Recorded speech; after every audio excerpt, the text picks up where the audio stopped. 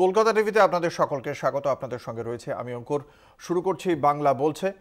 গতকাল নিউ টাউনে যে কনভেনশন সেন্টার, সেখানে বিশ্ববঙ্গ বাণিজ্য সম্মেলন বা বেঙ্গল গ্লোবাল বিজনেস সামিট শুরু হয়েছিল গতকাল এবং আজ। এই দুদিন এই বিজনেস সামিটে দেশ বিদেশের অতিথি অভ্যাগতরা এসেছিলেন শিল্পপতি এবং আমাদের দেশের মুকেশ আম্বানির মতো রিলায়েন্সের কর্ণধার যেমন উপস্থিত ছিলেন, বিদেশের গুরুত্বপূর্ণ বিভিন্ন শিল্পপতিরা উপস্থিত ছিলেন এবং বিভিন্ন দেশের রাষ্ট্রদূতরা থাকেন তারাও উপস্থিত ছিলেন এবং সেখান থেকে বিপুল অঙ্কের একটা বিনিয়োগের সম্ভাবনা তৈরি হয়েছে বলেই আমরা বার্তা পেয়েছি এবং সেই বার্তা নিয়েই আমাদের আজকের আলোচনা। সেই প্রস্তাব আদতে কতটা বাস্তবায়িত হতে পারে, রাজ্যের কি পরিবেশ পরিস্থিতি রয়েছে, কি মনে করছে শাসক দল, কি মনে করছে বিরোধীরা, সেই সমস্ত বিষয়ে কথা বলবো। এবার যেটা বলা হয়েছে যে বিশ্ববঙ্গ বাণিজ্য সম্মেলনে 4,40,594 কোটি টাকার লগ্নি প্রস্তাব এসেছে। তার পাশাপাশি মৌ এবং আগ্রহপত্র স্বাক্ষর হয়েছে 212টি। বঙ্গ বাণিজ্য সম্মেলনের ইতিহাসে এটাই সর্বোচ্চ লগ্নি প্রস্তাব এবং সেই লগ্নি প্রস্তাব নিয়ে ঠিক কি কি প্রস্তাব এসেছে, কি বলেছেন মুখ্যমন্ত্রী, দেখে নেব এই প্রতিবেদনের মাধ্যমে।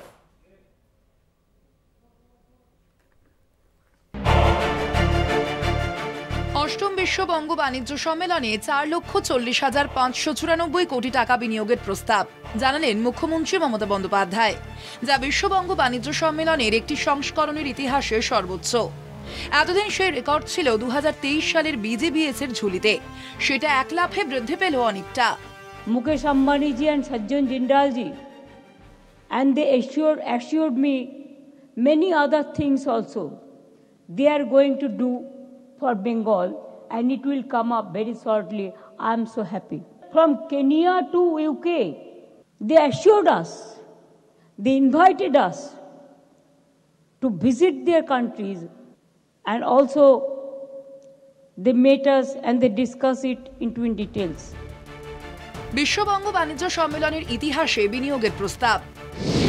প্রথম শিল্প সম্মেলন 2.43 লক্ষ কোটি টাকা, দ্বিতীয় শিল্প সম্মেলন 2.5 লক্ষ কোটি টাকা, তৃতীয় শিল্প সম্মেলন 2.35 লক্ষ কোটি টাকা, চতুর্থ শিল্প সম্মেলন 2.19 লক্ষ কোটি টাকা, পঞ্চম শিল্প সম্মেলন 2.84 লক্ষ কোটি টাকা, ষষ্ঠ শিল্প সম্মেলন 3.42 লক্ষ কোটি টাকা, সপ্তম শিল্প সম্মেলন 3.79 লক্ষ কোটি টাকা, অষ্টম শিল্প সম্মেলন 4.4 লক্ষ কোটি টাকা। More than 5,000. বৃহস্পতিবার শিল্প সম্মেলনের সমাপ্তি অনুষ্ঠানে মমতা জানিয়েছেন, এবার দেশ বিদেশের মোট 5,000 জন বিনিয়োগকারী ও প্রতিনিধি এসেছেন। 212টি মৌ এবং আগ্রহপত্র স্বাক্ষর করা হয়েছে। রিলায়েন্স ইন্ডাস্ট্রিজ, জিন্দাল গোষ্ঠীর মতো সংস্থা বড় অঙ্কের বিনিয়োগের প্রস্তাব দিয়েছে। রিলায়েন্স ইন্ডাস্ট্রিজ 2030 সালের মধ্যে 50,000 কোটি টাকা বিনিয়োগ করা হবে জানিয়েছেন মুকেশ আম্বানি। জিন্দাল গোষ্ঠী 32,000 কোটি টাকার বেশি বিনিয়োগের প্রতিশ্রুতি দেওয়া হয়েছে। আম্বুজা নেওয়াটিয়া গ্রুপ আগামী কয়েক বছরে 15,000 কোটি টাকা বিনিয়োগের প্রস্তাব দেওয়া হয়েছে। আরপিএসজি গ্রুপ 10,000 কোটি টাকার লগ্নির কাজ চলছে। আইটিসি গত 3-4 বছরে 7,500 কোটি টাকার লগ্নি করা হয়েছে। ইমামি গ্রুপ আগামী কয়েক বছরে বড় অঙ্কের বিনিয়োগের প্রতিশ্রুতি দেওয়া হয়েছে। প্রায় 4.5 লক্ষ কোটির লগ্নি প্রস্তাব সত্ত্বেও রাজ্য সরকারকে তীব্র কটাক্ষ বিরোধীদের। আমি বলছি 1 লরি মৌ স্বাক্ষরিত হয়েছে, 4 লক্ষ কোটি টাকার বিনিয়োগ হবে। BJBS এর খরচা ওঠে? আমার যেটা মনে হয় যে লোকটা ওই কুম্ভ মেলায় দাঁতন বেচছিল সেও এখানে শিল্পপতি হিসেবে হাজির হয়। এখানে শিল্পবান্ধব পরিবেশই নেই, এখানে কেউ ইনভেস্ট করবে না। বিগত 7টা এই বাণিজ্যিক সম্মেলনে তিনি একই বক্তব্য রেখেছেন। আমরা দেখতে চাই তিনি যে পরিমাণ টাকা খরচা করেছেন এই তথাকথিত সম্মেলনের নাটক করে, সেই অনুপাতে কি পরিমাণ টাকা বিনিয়োগ হয়েছে। মানুষকে বোকা বানাচ্ছেন, প্রতিদিন প্রতি মুহূর্তে অসত্য কথা বলছেন। প্রায় 11 বছর ধরে আমরা দেখছি বেঙ্গল বিজনেস গ্লোবাল সামিটের নামে বহু শিল্পপতিরা আসেন, কিন্তু 3টে প্রশ্নের উত্তর পাওয়া যায় না। এক হচ্ছে কত টাকার মৌ স্বাক্ষরিত হলো, আর কত টাকা অ্যাকচুয়ালি শিল্প এলো। ফলে এসব করে মানুষকে কিছুদিন বোকা বানানো যায়, বেশি দিন বোকা বানানো যায় না। এদিন মুখ্যমন্ত্রী জানিয়েছেন, যে সমস্ত প্রকল্পের কথা বলা হচ্ছে তার মধ্যে অন্যতম অশোকনগরের তেল উত্তোলন প্রকল্প। ওএনজিসিকে জমি দিয়েছে রাজ্য সরকার, যেখানে তেল ও গ্যাসের সন্ধান মিলেছে। ভারতের পেট্রোলিয়ামের মানচিত্রে এবার বাংলা থাকবে। কলকাতা টিভি। আমরা এ নিয়েই কথা বলবো। আমাদের সঙ্গে রয়েছেন বিশিষ্ট অতিথিরা, দর্শকদের সঙ্গে পরিচয় করিয়ে দেবো। আমাদের সঙ্গে রয়েছেন বৈশ্বনাথ চট্টোপাধ্যায়, তৃণমূল কংগ্রেসের মুখপাত্র বৈশ্বনাথ চট্টোপাধ্যায়। আমাদের সঙ্গে রয়েছেন প্রদেশ কংগ্রেসের মুখপাত্র চন্দন ঘোষ চৌধুরী এবং রয়েছেন বিশিষ্ট সাংবাদিক সম্বিত পাল। আপনাদের সকলকেই কলকাতা টিভির পক্ষ থেকে স্বাগত জানাই। আমি প্রথমে আসবো বিরোধীদের কাছে। প্রদেশ কংগ্রেসের মুখপাত্র চন্দন ঘোষ চৌধুরী, আপনার সঙ্গে ব্যক্তিগতভাবে আপনি এই শিল্পপতিদের সঙ্গে আপনার একটা বেশ ভালো যোগাযোগ রয়েছে, বণিক সভার সঙ্গে আপনি যুক্ত বিভিন্নভাবে। তো সেই জায়গা থেকে এই যে প্রস্তাবের কথা কতটা আশাব্যঞ্জক বলে আপনি মনে করেন? দেখো, তুমি যে পরিচয়টা দিলে সেই পরিচয়ের সাথে মনে হতে পারে যে আমার বিরোধিতা করাটা প্রদেশ কংগ্রেসের পরিচয়, এই দুটোর মধ্যে একটা স্বার্থগত দ্বন্দ্ব থাকবে। আমি প্রশ্নটা সেখানে নয়। আমি তোমাকে পরিষ্কারভাবে যেটা বলতে পারি সেটা হলো, ঠিক এই মুহূর্তে দাঁড়িয়ে আমাদের অবশ্যই ইনভেস্টমেন্টের ভীষণ প্রয়োজন, রাজ্যের অর্থনীতিকে চাঙ্গা করবার ভীষণ প্রয়োজন, এবং আমাদের যে বেঙ্গল গ্লোবাল বিজনেস সামিট, এই সামিটটার ভীষণ প্রয়োজন, এবং খুব স্বাভাবিক অর্থে একটা মানি জেনারেশন বা ইন্ডাস্ট্রি জেনারেশনের প্রয়োজন, এমপ্লয়মেন্ট জেনারেশনের প্রয়োজন। এখন প্রশ্ন হচ্ছে কি করে।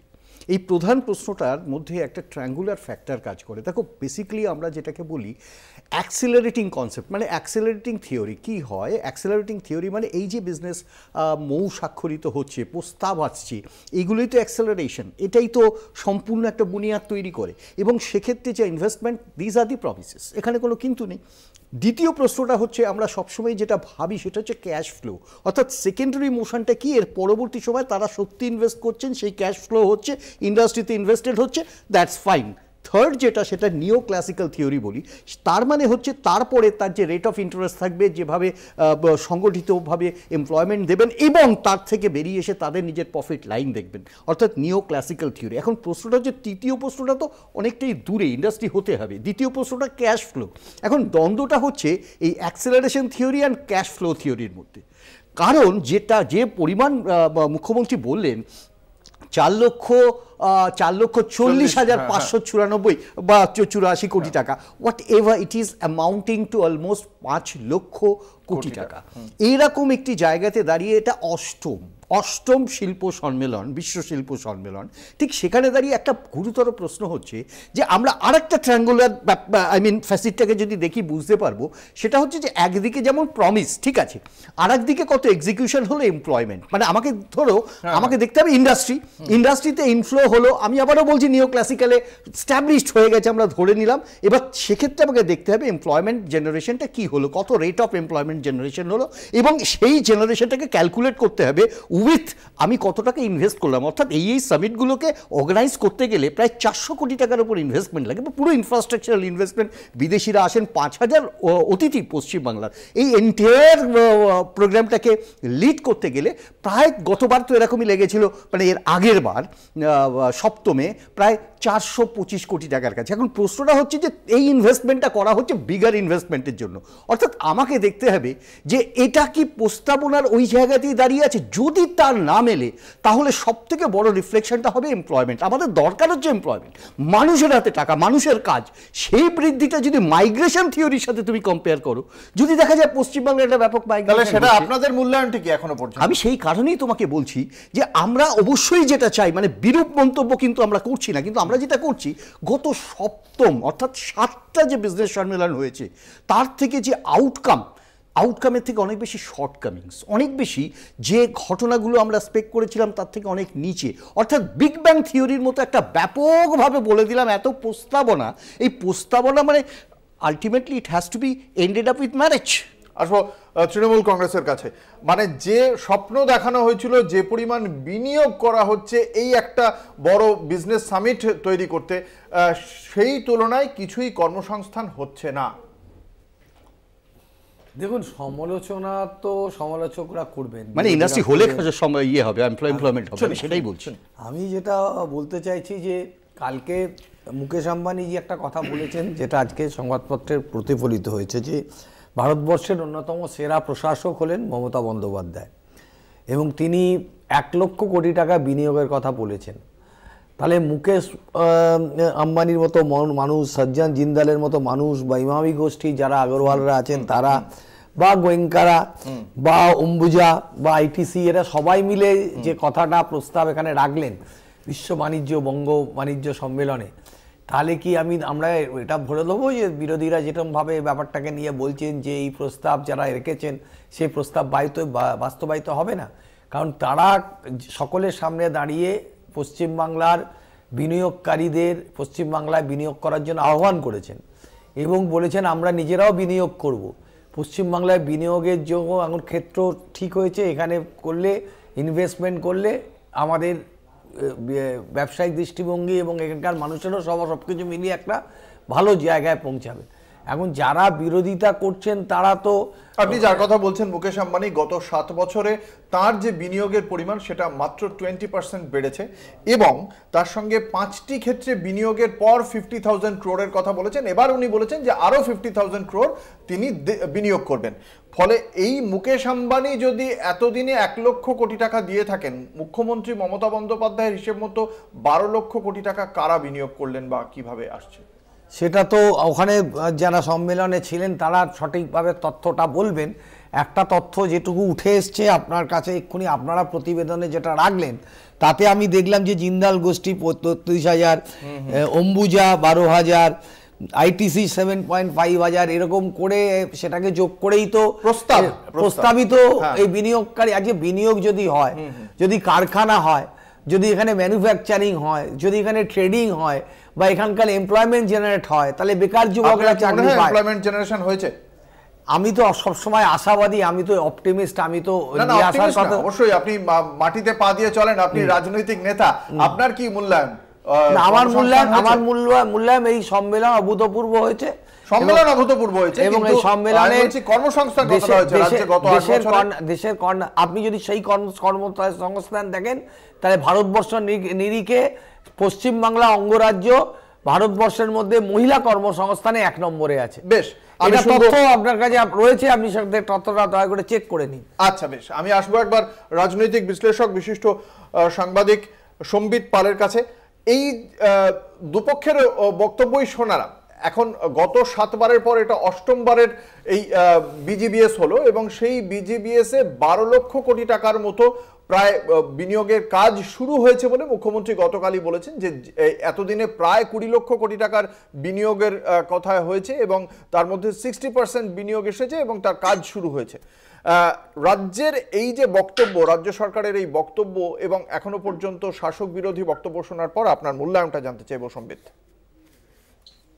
দেখুন, পশ্চিমবঙ্গ সরকার এই বিশ্ববঙ্গ যে সম্মেলন করছেন বিনিয়োগ টানার জন্য, সেটা খুবই সাধু উদ্যোগ এবং সেটা প্রত্যেকটি রাজ্যই সেটা করে থাকে এবং সেটা পশ্চিমবঙ্গ সরকারও করে আসছে।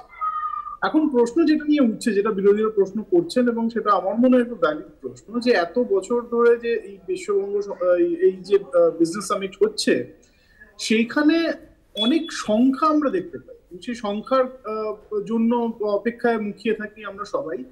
সেটা হচ্ছে কত হাজার কোটি টাকার বিনিয়োগের প্রস্তাব আসলো। আজকেও মুখ্যমন্ত্রী খুব সাসপেন্সে রেখে সেই সংখ্যাটি উল্লেখ করেছেন তার সমাপ্তি ভাষণে, যে এত হাজার কোটি টাকার প্রস্তাব এসছে। এবারে আপনাকে দেখতে হবে যে এই প্রস্তাবের মধ্যে কতগুলো প্রস্তাব এমন রয়েছে যেখানে আপনি শুধু এক্সটেনশন, একটা কোনো বিজনেস হয়তো এক্সিস্টিং বিজনেস রয়েছে, তার এক্সটেনশনের জন্য কেউ হয়তো বিনিয়োগ করতে চাইছেন, কিন্তু সেই এক্সটেনশনের জন্য বিনিয়োগ করে কি কর্মসংস্থান হচ্ছে সেটা কিন্তু আমাদের কাছে পরিষ্কার নয়।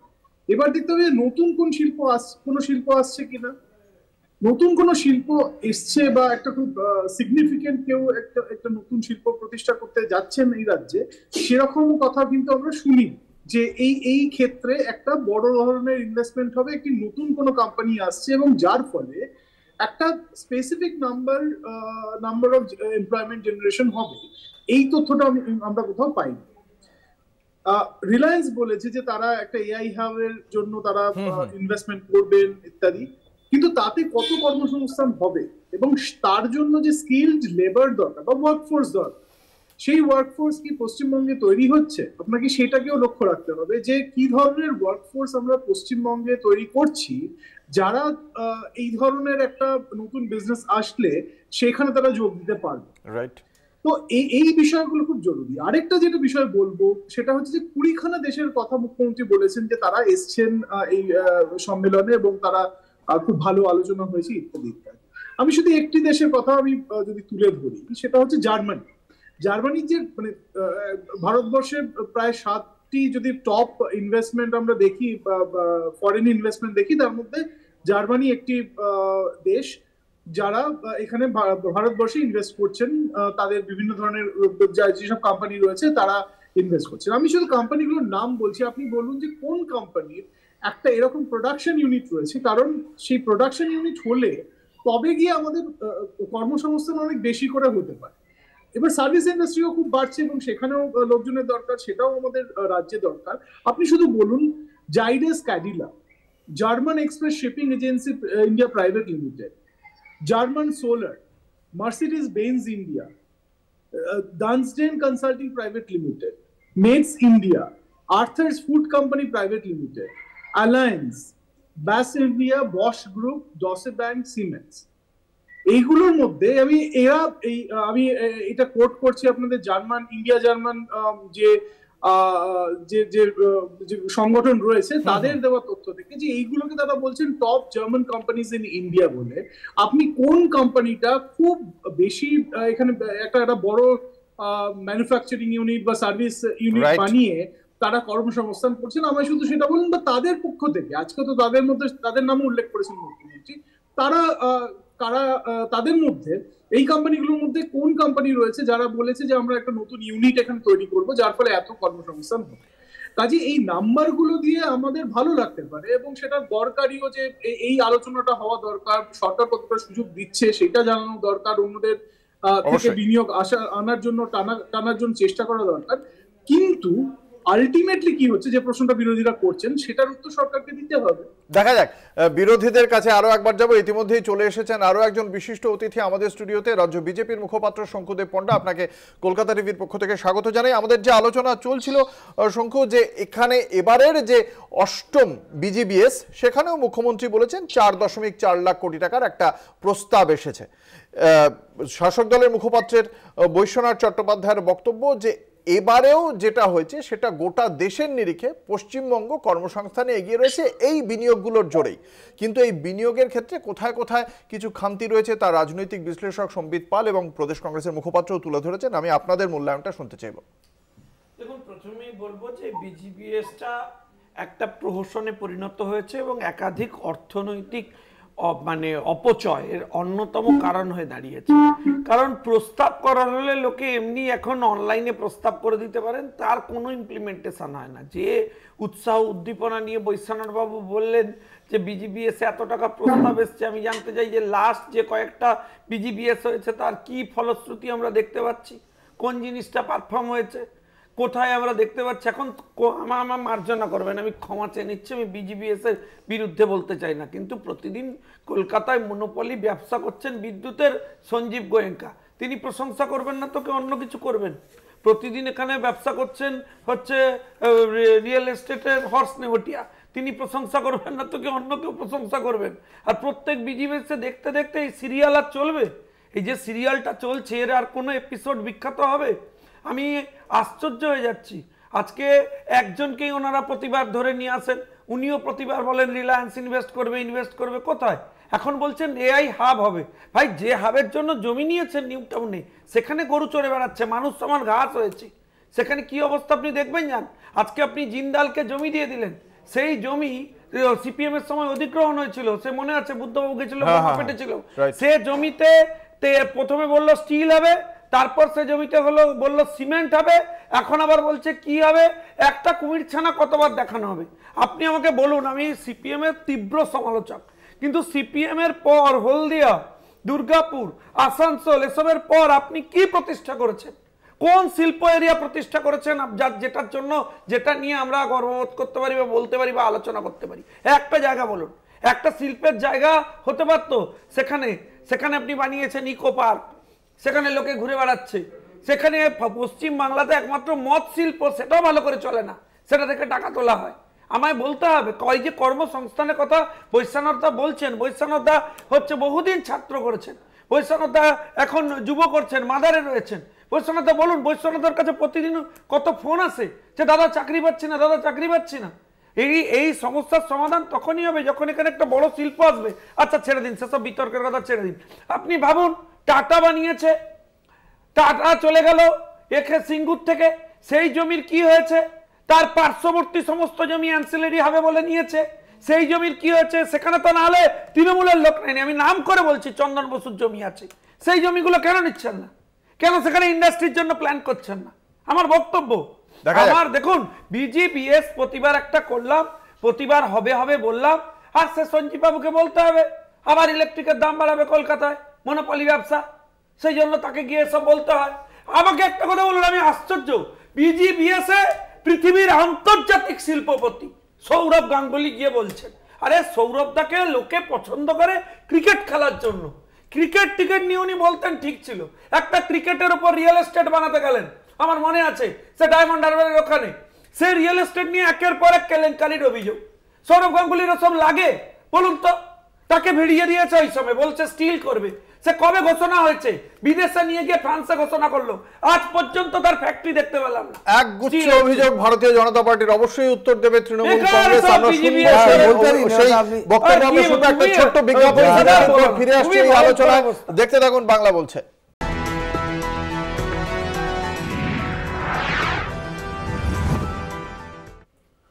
ফিরে এলাম বিরতির পর, আপনারা দেখছেন বাংলা বলছে, আপনাদের সঙ্গে রয়েছে আমি অঙ্কুর। বিরতিতে যাওয়ার আগে রাজ্য বিজেপির মুখপাত্র শঙ্কুদেব পণ্ডা একের পর এক অভিযোগ করেছেন এই বিজিবিএস এর বিষয়ে, এবং বিজিবিএস এর বিষয় তার অভিযোগ নয়, তার অভিযোগ এই বিষয়ে রাজ্য সরকারের পক্ষ থেকে যে ক্লেম করা হচ্ছে তার প্রেক্ষিতে। আমি উত্তর শুনবো তৃণমূল কংগ্রেসের। দেখুন, বিজেপি বা সিপিএম এরা বাংলার কতটা ভালো চায় মানুষ জানে, সেটা কোনো কিছু ভালো কাজ হলেই এরা সেটাকে নিয়ে সমালোচনা করতে শুরু করে। মুকেশ আম্বানি বলল যে ভারতবর্ষের অন্যতম সেরা প্রশাসক মমতা বন্দ্যোপাধ্যায়। তিনি, মুকেশ আম্বানি রিলায়েন্স গ্রুপ বলেছে আমরা 1 লক্ষ কোটি টাকা বিনিয়োগ করছি, 50,000 করেছি, আরও 50,000 করব। জিন্দাল গোষ্ঠী বলছে 32 লক্ষ কোটি টাকা, 32,000 কোটি টাকা আমরা বিনিয়োগ করছি। এখানে অম্বুজারা বলেছে, আইটিসি বলেছে, যেটা বিজেপি বলছে যে ল্যান্ড ব্যাংকের কথা বলছে রাজ্য সরকার, সৌরভ গাঙ্গুলি এখনো জমি পাননি কেন? যদি এত ওয়ান উইন্ডো সিস্টেম হয়। আমি তো শুনলাম তো, উনি মুকেশ আম্বানিকেও সমালোচনা করলেন, সজ্জন জিন্দালকেও কম সমালোচনা করলেন, সৌরভ গাঙ্গুলিকেও সমালোচনা করলেন, মমতা ব্যানার্জির বিজনেস। তার মানে এই যে এখানে বিনিয়োগের কথাটা বলা হচ্ছে কিন্তু বিনিয়োগটা বাস্তবায়িত হচ্ছে না, এর কারণ কি বলে আপনারা মনে করেন? এটা প্রবলেমটা হলো যে আগে থেকে একটা পারসেপশন তৈরি করলে তো হবে না। এক্ষুনি বলা হলো যে বেকার নাকি পশ্চিমবাংলায় ভরে গেছে, তাহলে ভারতবর্ষের 50 বছরের রেকর্ডে দেখা যাচ্ছে নরেন্দ্র মোদীর রেজিমে হাইয়েস্ট আনএমপ্লয়মেন্ট ভারতবর্ষ থেকে। সেই জায়গায় দাঁড়িয়ে সেন্ট্রাল গভর্নমেন্টের রিপোর্ট অনুযায়ী, তৃণমূলের না কেন্দ্রীয় সরকারের তত্ত্ব, আরে হাইয়েস্ট আনএমপ্লয়মেন্ট, সর্বোচ্চ বেকার সংখ্যা, আর একটা হলো যে পশ্চিমবঙ্গ, কথা বলছেন মাঝখানে, আমি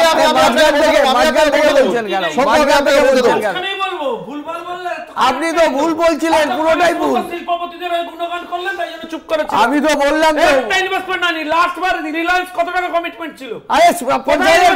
ইনভেস্টমেন্ট করে আরে মহিলা কর্মসংস্থানে 1 নম্বরে বাংলা, আর বলছেন মহিলাদের জন্য নাকি এগিয়ে রেখেছে 1 নম্বর কর্মসংস্থান ভারতবর্ষে, 1 নম্বর পশ্চিমবাংলা। এটা অদ্ভুত কথা, অদ্ভুত কথা বলছে, কথা হচ্ছে কর্মসংস্থান নিয়ে। আপনি আমি তৃণমূল বিজেপি ঢুকছি, আমি আসছি, আমি কংগ্রেসের কাছে আসছি। শিল্পে বিনিয়োগের ক্ষেত্রে একটা গুরুত্বপূর্ণ ফ্যাক্টর হচ্ছে গিয়ে যে স্থিতিশীল সরকার, সুষ্ঠু আইন শৃঙ্খলা ব্যবস্থা এবং তার সঙ্গে সঙ্গে ইজ অফ ডুইং বিজনেস। আমি যদি ধরে নিই যে স্থিতিশীল সরকার নিয়ে কোনো সংশয় নেই, গত 3 বার ধরে মমতা বন্দ্যোপাধ্যায় প্রত্যেকবার আসন সংখ্যা বাড়িয়েই ফিরে এসেছেন। ইজ অফ ডুইং বিজনেস সেটা শিল্পপতিরা বলতে পারবেন, মঞ্চে এত সুখ্যাতি শুনছি, তার মানে যদি আমরা ধরে নিই যে ইজ অফ ডুইং বিজনেস সত্যি আছে এ রাজ্যে, আইন শৃঙ্খলা নিয়ে বিরোধীদের কি বক্তব্য? আপনারা তো সবসময় বলছেন আইন শৃঙ্খলার পরিস্থিতি ভালো নয়, আজকে এরা বলছেন অত্যন্ত ভালো প্রশাসক, তাহলে কি মিথ্যা কথা বলছেন? দেখো, একটা কথা একেবারে শুরুতে বোঝো যে আইন শৃঙ্খলার এটা তো রিলেটিভ, এটার সাথে ইকোনমি যোগসূত্র আছে, এটার সাথে আরেকটা যোগসূত্র, সেটা হচ্ছে সামাজিক এবং সামাজিক তত্ত্বগুলো সামনে রাখতে হবে। আমি তোমাকে অন্য কথা বলি, বিশ্বনাথদা যেটা বারবার মেনশন করছেন, আমি অনস্বীকার্যভাবে ভারতবর্ষের অন্যতম যোগ্য নেত্রী মমতা বন্দ্যোপাধ্যায় স্বীকৃত, এটা অস্বীকার করে লাভ নেই। কারণ আমরা শুধু মমতা বন্দ্যোপাধ্যায় বলছি না, যারা স্বীকৃত নেতৃত্ব, এটা তো অস্বীকার করে লাভ নেই। কিন্তু এটা মুকেশ আম্বানিকে বলতে হবে না, আমি রিয়ালাইজ করব। প্রশ্নটা হচ্ছে সেখানে মুকেশ আম্বানি যোগীজিকে বলবেন লখনৌতে দাঁড়িয়ে, মুকেশ আম্বানি ইভেন স্টালিনকে বলবেন চেন্নাইতে দাঁড়িয়ে, এটাই স্বাভাবিক। এবং সেই তত্ত্বটাকে সামনে এনে প্রমাণ করার কিছু নেই যে মুখ্যমন্ত্রী যোগ্যতম। আমার প্রশ্নটা হচ্ছে কিভাবে অ্যাডমিনিস্ট্রেশন চলছে, এটা হচ্ছে একটা দিক। দ্বিতীয় হচ্ছে আমার প্রধান প্রশ্ন, এটা যেখানে আমাদের এই প্রশ্নগুলো জড়িয়ে আছে, সেটা হচ্ছে এমপ্লয়মেন্ট জেনারেশন। এটা নিয়ে তো কোনো সন্দেহ নেই। এবার ইন্ডাস্ট্রিয়াল এমপ্লয়মেন্ট রেশিওটাকে তুমি যদি সামনে রাখো, তাহলে বুঝতে পারবে এমপ্লয়মেন্ট জেনারেশন যেটা ঘটছে সেটা খুব একটা সুখদায়ক নয়। যদি সুখদায়ক না হয়, 7টা সামিট হয়ে গেছে, এটা 8ম সামিট, আমরা কেন বিশ্বাস করব? মানে আই মিন টু সে, আমাদের বিশ্বাস করাবার কিছু তত্ত্ব থাকতে হবে। সেই তত্ত্ব অন্তত গত 7টাতে প্রমাণ করেনি, যাতে আমরা এটা বিশ্বাস করতে পারি। কিন্তু অ্যাট দি সেম টাইম এবার উল্টো দিকেও একটু দেখার প্রয়োজন আছে। সেটা হলো যে আজকে তুমি যদি মাইগ্রেন্ট লেভেলের বা এখানে যদি শুধুমাত্র এমপ্লয়মেন্টের কথা বলো, তাহলে কিন্তু ভারতবর্ষে শুধু পশ্চিমবঙ্গ নয়, এখানে কিন্তু হাইয়েস্ট আছে ইউপি। অর্থাৎ সেটাও তোমাকে দেখতে হবে। অ্যাট দি সেম টাইম 47 বছরের সর্বোচ্চ বেকার, এটা নিয়ে তো কোনো সন্দেহ নেই। আর একটি কেন্দ্রীয় বাজেট পাস হয়ে গেল, যেখানে আমরা দেখেছি আমাদের যে ইন্টারনাল ইনভেস্টমেন্ট, যে এফডিআই ছিল 3 লক্ষ কোটি টাকা উইথড্রল উইথ প্রফিট, তারা কি নতুন ইনভেস্ট করছে পোস্ট সেটা নয়, সারা ভারতবর্ষ জুড়েই কিন্তু একটা অব্যবস্থা চলছে অর্থনৈতিকভাবে। এবং সেক্ষেত্রে এই প্রশ্নগুলো স্বাভাবিক ক্ষেত্রে আসছে। অর্থাৎ শুধু পশ্চিমবাংলার এমপ্লয়মেন্ট জেনারেশন নয়, ভারতবর্ষেও তাই। শুধু পশ্চিমবাংলার ইন্ডাস্ট্রিয়াল উন্নতি নয়, ভারতবর্ষেও তাই। আরেকটা কথা বলে আমি শেষ করি, এখানে ইন্ডাস্ট্রিয়াল উন্নতি কিন্তু শুধু এমএসএমই নয়, ওটাকে ফোকাল করলে হবে না। তোমার হেভি ইন্ডাস্ট্রি যতক্ষণ না হতে পারে, অর্থাৎ তুমি যাদের নাম বলছো সবাই কিন্তু হেভি ইন্ডাস্ট্রির মালিক, যদি তারা চক আউট করতে না পারে, তাহলে অক্সিলারি বিজনেসটা শ্রমনিবিড় শিল্প গড়ে তুলতে হবে, তাহলে হবে না কর্মসংস্থান বিপুলভাবে। এবং সেই শ্রমনিবিড় শিল্পের মধ্যে এবার মুখ্যমন্ত্রী যেটা বলেছেন যে দেউচা পাচামিতে আজকে থেকেই কাজ শুরু হলো, বুধবারই ঘোষণা করেছিলেন এবং আজকে বৃহস্পতিবার থেকে কাজ শুরু হয়ে গেল দেউচা পাচামিতে। দ্বিতীয় বৃহত্তর কয়লা খনিতে কাজ করবেন স্থানীয় বাসিন্দারা এবং মুখ্যমন্ত্রীর বক্তব্য যে 1 লক্ষ কর্মসংস্থানের সম্ভাবনা রয়েছে। আমরা দেখি আজকে আমরা দেখি একবার আমরা সেই প্রতিবেদন দেখব। Do you want today or tomorrow? Let us decide. From tomorrow it will begin. Everything is ready. Everything is ready. It is coming up. Second largest coal field. And that will create more power. And next 100 years, there will be no power crisis. বৃহস্পতিবার থেকে দেউচা পাচামির কাজ শুরু হবে বলে ঘোষণা করেছিলেন মুখ্যমন্ত্রী মমতা বন্দ্যোপাধ্যায়। বিশ্ববঙ্গ বাণিজ্য সম্মেলন থেকে মুখ্যমন্ত্রীর ঘোষণার পর বৃহস্পতিবার সকাল থেকে কাজ শুরু হয়ে গেল দেউচায়। বিশ্বের দ্বিতীয় বৃহত্তর কয়লা ব্লক হতে চলেছে এই দেউচা পাচামি। বৃহস্পতিবার বিজিবিএস এর সমাপ্তি অনুষ্ঠানে কাজ শুরুর জন্য জেলাবাসীকে ধন্যবাদ জানান মুখ্যমন্ত্রী। 100 থেকে 350 মিটার পুরু ব্যাসল্টের আস্তরণ রয়েছে কয়লা ভান্ডারের উপর। সেই ব্যাসল্টের আস্তরণ সরাতেই লেগে যাবে বছরখানেক সময়। স্থানীয়রাই ব্যাসল্ট তোলার কাজ করবেন, তাদের নাম নথিভুক্তকরণ চলছে। গোটা এলাকার আর্থসামাজিক পরিস্থিতির বিরাট বদল হবে। রাজ্যে আগামী 100 বছরে বিদ্যুতের কোনো সমস্যা থাকবে না, এমনটাই মনে করছে সংশ্লিষ্ট মহল। দেউচা পাচামিতে 1 লক্ষ কর্মসংস্থানের প্রতিশ্রুতি দিয়েছিলেন মুখ্যমন্ত্রী মমতা বন্দ্যোপাধ্যায়। হাজারো বাধা ঝঞ্ঝাট কাটিয়ে সেই লক্ষ্যে শুরু হয়ে গেল কাজ। নিঃসন্দেহে মুখ্যমন্ত্রী মমতা বন্দ্যোপাধ্যায়ের সাফল্যের মুকুটে আরও একটি পালক জুড়ে দিল দেউচা পাচামি। কলকাতা টিভি।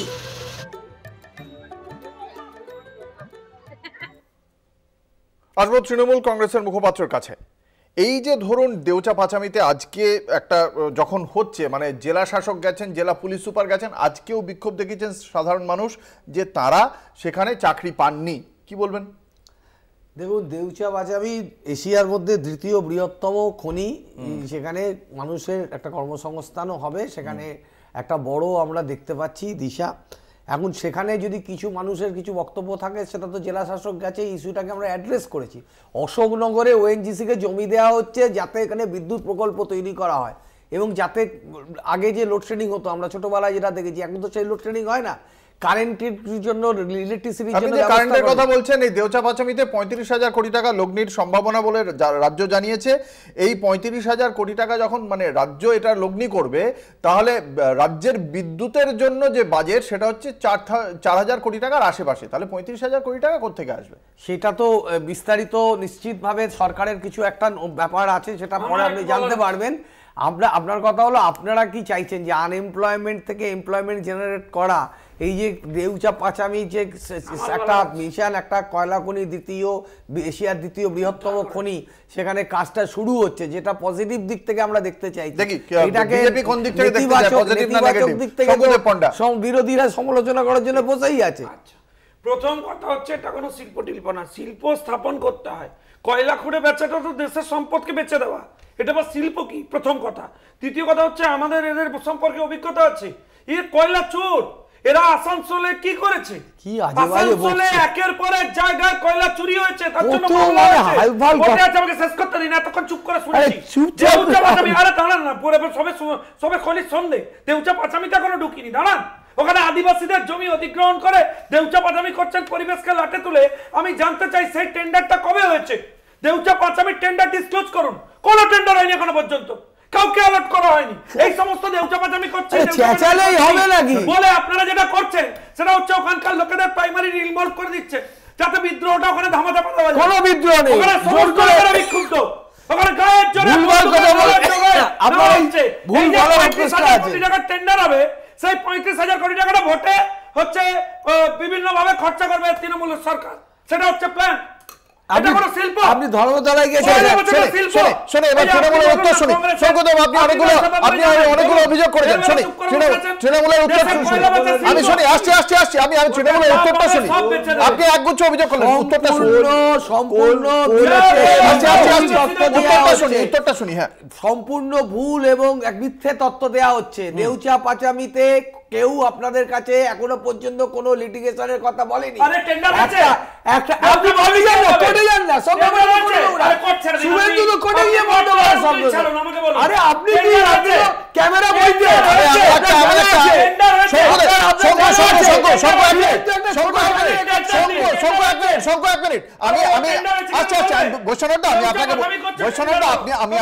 আপনার কাছে আমার প্রশ্ন, এই যে আদিবাসীদের জমি অধিগ্রহণের কথা শঙ্কু বলছে না, আদিবাসীদের জমি অধিগ্রহণ করলে রাজ্য সরকার বলেছে 10,000 কোটি টাকা ক্ষতিপূরণের প্রতিশ্রুতি দেওয়া হয়েছে রাজ্যের পক্ষ থেকে।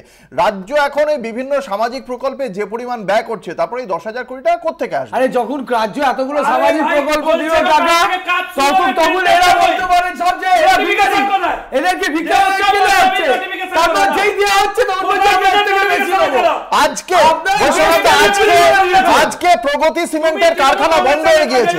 আজকে প্রগতি সিমেন্টের কারখানা বন্ধ হয়ে গিয়েছে, বলা হচ্ছে তাদের অভিযোগ সরকারি প্রকল্পে ব্যবহার করা হচ্ছে অন্য সিমেন্টের কারখানা সিমেন্ট, তাদের প্রকল্পের সিমেন্ট ব্যবহার করা হচ্ছে না। এবং জেলা সভাধিপতি নিজে বলছেন যে এই বিষয়টা কোনো হয়তো একটা কমিউনিকেশন গ্যাপ থেকে যেতে পারে, আমরা দেখব বিষয়টা, কিন্তু দেখতে দেখতে কারখানাটা আজকে বন্ধ হয়ে গেল। কি বলবেন? না, এটা তো আপনি নতুন করে একটা তথ্য দিচ্ছেন, বিষয়টা না জেনে না বুঝে বলতে পারা যাবে না। একটা কথা, না সেই তো বিজেপি তো দেশকে আরে দেশের অর্থনীতি বন্ধ করে দিয়েছে। এইখানে প্রবলেমটা হবে, গিরগিটির মতো যেমন তৃণমূল ভবনে থাকে, তৃণমূল ভবনের সেন্টার নিয়ে থাকে, তখন তৃণমূল ভবনে তৃণমূলের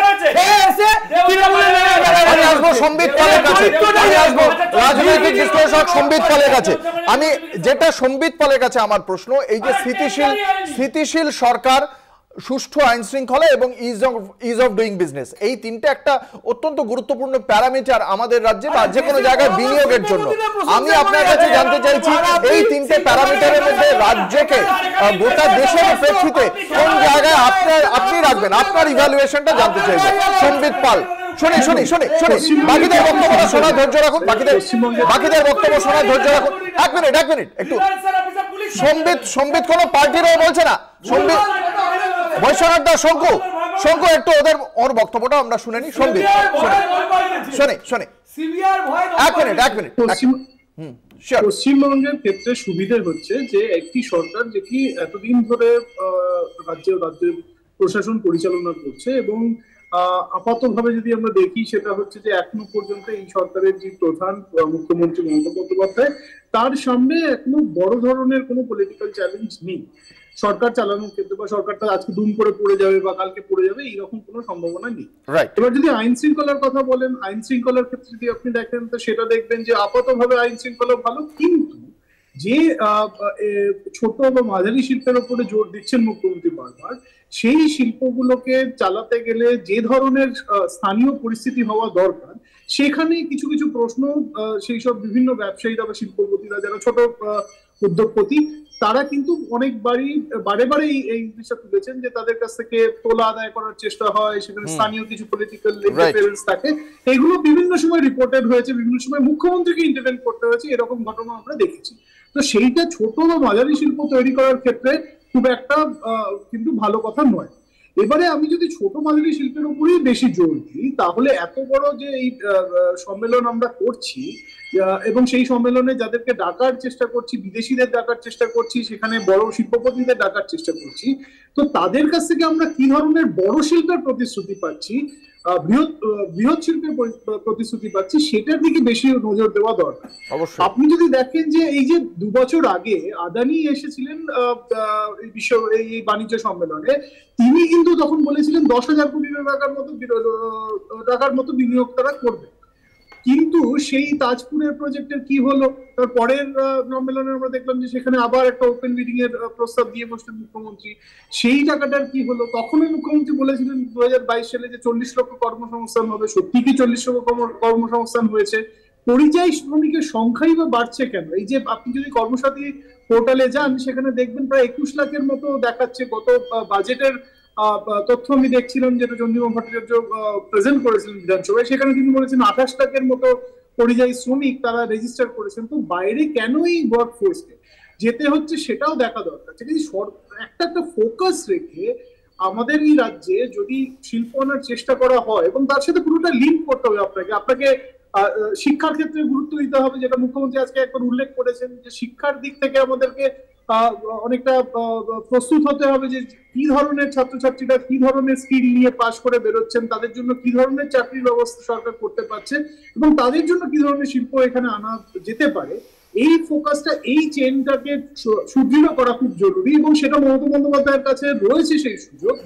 কিন্তু এই 8ম এই এডিশন হয়ে যাওয়ার পরেও বাণিজ্য সম্মেলনে কিন্তু বিরোধীরা এই প্রশ্ন তুলছেন যে কি হলো, কোনো ধরনের কংক্রিট তথ্য আমাদের কাছে কেন আমরা পাচ্ছি না, ঠিক কত কর্মসংস্থান হলো, ঠিক কত ইনভেস্টমেন্ট হলো আলটিমেটলি, তার কেন সঠিক তথ্য পাচ্ছি না, এই নিয়ে স্বাভাবিকভাবে প্রশ্ন উঠছে। অবশ্যই আসবো, তারই উত্তর শুনতে চাইবো আমি। ভেরি সিম্পল, আমি বিশেষ কোনো সুযোগ নিচ্ছি না, আমি শুধু যেটা শঙ্কুকে বলবো একটু কারেক্ট করবার জন্য, সেটা হলো কোলটা ইন্ডাস্ট্রি, এটা নিয়ে কোনো সন্দেহ নেই, এবং কোলটাকে আমরা ইন্ডাস্ট্রি হিসেবে রেগুলেট করি। দ্বিতীয় প্রশ্নটা হচ্ছে যে এখানে আরেকটা জিনিস তোমাকে বুঝতে হবে, সেটা হলো যে আজকে যে প্রসঙ্গগুলো এখানে উঠছে, যে পলিসিসগুলো একটা সাস্টেন, ধরো প্রদেশ কংগ্রেস সভাপতি আজকেই প্রশ্নটা তুলেছেন। প্রশ্নটা হচ্ছে যে আমরা যেসব ইন্ডাস্ট্রিগুলো সাস্টেন করছে, তার ইনফ্রাস্ট্রাকচারগুলো নিয়ে আমরা কেন রীতিমতো উদ্যোগ নিচ্ছি না? আমরা দেখতে পারি 64% ইন্ডাস্ট্রি যেটা এক্সিস্ট করছে, তাদের এক্সপ্যানশন কিন্তু সম্ভব এবং অনেক কম খরচায়। আমরা যদি সেদিক থেকে, অর্থাৎ বিগ ব্যাং বাইরে থেকে কত ইনভেস্টমেন্ট, আমরা ইন্টারনাল ইনভেস্টমেন্টের জন্য কেন এগোচ্ছি না? তাতে 64% কিন্তু ইন্ডাস্ট্রি ডেভেলপ হতে পারে। সে কথাটা বললেন, আমি ইট ইজ ইম্পর্টেন্ট। বেচা যে ইন্ডাস্ট্রি, এটাকে তুমি সিম্পলিফাই করছো। না, আমি একটা কথা বলবো,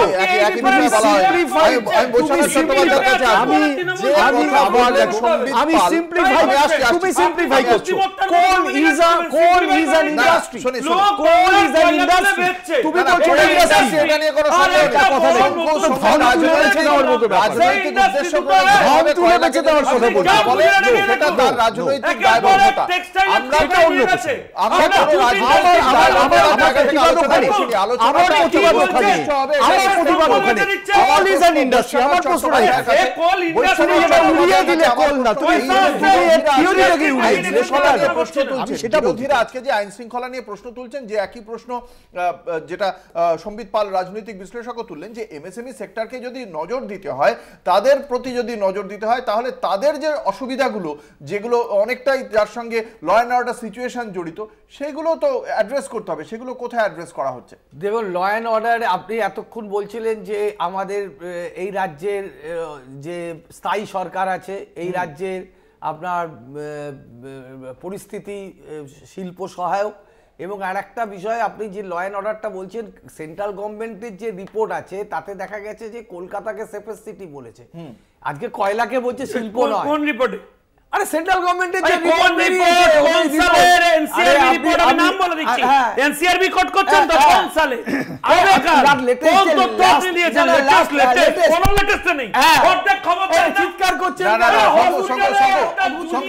এটা আপনি এটা একটা কেন্দ্রীয় সরকারের সেফেস্ট সিটি বলা হচ্ছে, এটা হয়তো আপনি হয়তো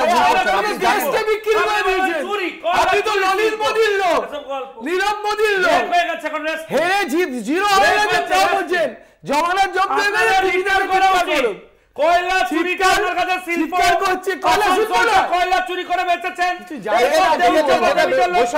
বৈশ্বনাথদা যে প্রশ্নটা বারংবার তুলছে বিরোধীরা, যে এক্ষেত্রে এই যে ধরুন যে এদেরকে ডাকতে প্রায় 400 কোটি টাকার উপর খরচ হয়ে যাচ্ছে, কিন্তু দেশের মানে রাজ্যের মধ্যে যে শিল্পগুলো রয়েছে সেগুলোকে উৎসাহ দেওয়ার জন্য কোনো পরিকল্পনা নেই, এবং এমএসএমই সেক্টরকে উৎসাহ দেওয়ার জন্য রাজ্য সরকারের যে পরিকল্পনা, বা এই যে ধরুন উনি একটা তথ্য দিলেন যে 28 লক্ষ পরিযায়ী শ্রমিক, এটা যদি বাস্তব হয় তাহলে আমাদের রাজ্যের লোককে কেন ভিন রাজ্যে গিয়ে চাকরি খোঁজ করতে হবে? এটা তো একটা ম্যাটার অফ কনসার্ন। মানে বঙ্গ বাণিজ্য যে সম্মেলন হলো, যেটা সারা ভারতবর্ষের লোক এটাতে অংশগ্রহণ করলো, সবাই এটাকে ভালো বললো, অ্যাপ্রিশিয়েট করলো, সেখানে জামানত জব্দ হওয়া পার্টিটা কি করলো তাতে কিছু এসে যায়? আমি আপনাকে বলছি এই সম্মেলনে যাদের সংখ্যানে তারা কথা বলবে না, সেটা তো বিজেপি বলে, আপনারা বলেন যে এগুলো নাকি বিজেপি বলে, যারা যাদের সংখ্যানে তারা কথা বলবে না, তাহলে আপনারা সেই কথা বলছেন কেন? সর্বদেব পণ্ডা কিভাবে দেখছেন এই বক্তব্যকে? এদের তো ভালোটাকে ভালো বলতে পারে না। এই বাণিজ্য সম্মেলনে সবাই অ্যাপ্রিশিয়েট করেছে, আরে ভারতবর্ষের সবাই এটাকে অ্যাপ্রিশিয়েট করেছে, ওনাদের রাজ্যে, তাহলে অন্য রাজ্য কেন কি করে ফলো করছে? সবাই করেছে, ভারতবর্ষের সমস্ত প্রতিষ্ঠিত শিল্পপতি যারা, সব কটা গোষ্ঠী যারা এই 4 লক্ষ কোটি টাকা থেকে আর কি এক্সপেকটেশন আছে? বিজেপির কোনো এক্সপেকটেশন নেই। আমি তোমাকে যেটা বলতে চাইবো, অবশ্যই দেখো, আমরা বারবার এটা, আমার মনে হয় এখানেও আমরা কেউ ডিফার করতে পারি না, সে শঙ্কুও না।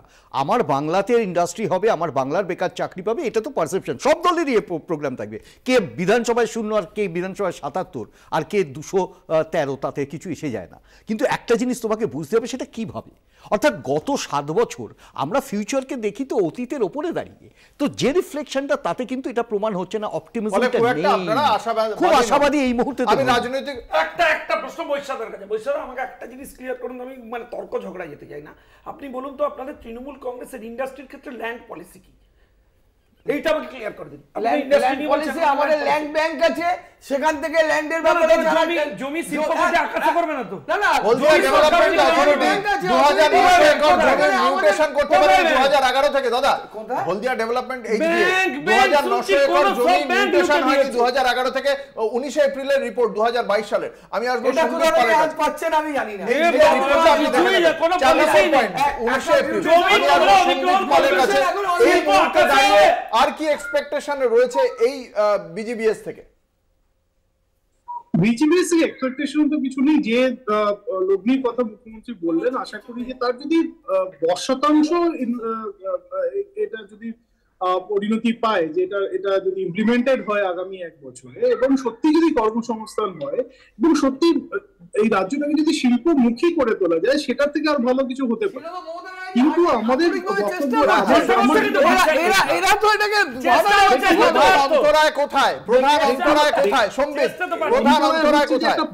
দেখুন, এই সরকার একটা পারসেপশন নিয়ে এই সরকার ক্ষমতায় এসেছে, এসেছিল 2011-তে, যে তারা জমি দেবে না শিল্পের জন্য, তারা শিল্প বিরোধী, এই তকমা নিয়ে মমতা বন্দ্যোপাধ্যায় সরকারে এসেছে। ল্যান্ড ব্যাংক তো আমরা তৈরি করি, ল্যান্ড ব্যাংক তো কেউ করতে পারেনি। কি ব্যাংক শেষ করুন আমি সেটাই বলছি যে সেই পারসেপশনটা চেঞ্জ করার চেষ্টা করেছেন মমতা বন্দ্যোপাধ্যায়, কিন্তু সেই পারসেপশনটা পুরোপুরি যে একদম তৈরি হয়েছে, চেঞ্জ করা গেছে, সেটা কিন্তু আমার মনে হয় না। এখনো পর্যন্ত বড় শিল্পের ক্ষেত্রে পশ্চিমবঙ্গ প্রধান গন্তব্য হয় না। কেন হয় না সেটা আমাদের ভাবতে হবে। কেন হায়দ্রাবাদে শিল্প যাবে, কেন মহারাষ্ট্রে শিল্প যাবে, কেন ব্যাঙ্গালোরে শিল্প যাবে, কেন গুজরাটে শিল্প যাবে, সেইটাও আমাদের ভাবা কিন্তু খুব দরকার। একেবারে আমরা দেখলাম এই শিল্প যে সামিট হয়ে গেল, সেই শিল্প সম্মেলন থেকে মুখ্যমন্ত্রী বলেছেন বিপুল বিনিয়োগের প্রস্তাব এসেছে। আমরা দেখব যে আগামী দিনে কতটা বাস্তবায়িত হয় এবং তার জন্য আদৌ শেষ পর্যন্ত কর্মসংস্থান কতটা হয়, আমাদের সেদিকে নজর থাকবে। আমাদের সঙ্গে আজকে ছিলেন সম্বিত পাল, শঙ্কুদেব পণ্ডা, বৈশ্বনাথ চট্টোপাধ্যায়, চন্দন ঘোষ চৌধুরী। আপনাদের প্রত্যেককে আপনাদের মূল্যবান মতামতের জন্য অসংখ্য ধন্যবাদ। শেষ করছি বাংলা বলছে, দেখতে থাকুন কলকাতা টিভি, রাত দিন 7 দিন।